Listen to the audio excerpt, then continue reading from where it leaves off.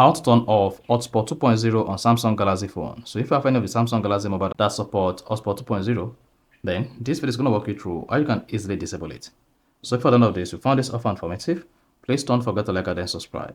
Now the first thing you want to do, when you want to turn off or disable Hotspot 2.0 on your Samsung phone, is go ahead and click on the settings app.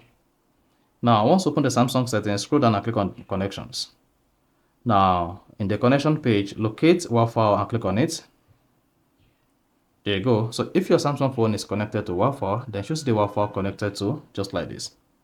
Now to access Hotspot 2.0, go ahead and click on the three dots at the top right. Click on Advanced Settings. Then choose the Hotspot 2.0. To turn it off, just disable this. Or better still, click on Hotspot 2.0. Then here, click on Open Roaming, disable Auto Reconnect. Come back again and then turn off Hotspot 2.0.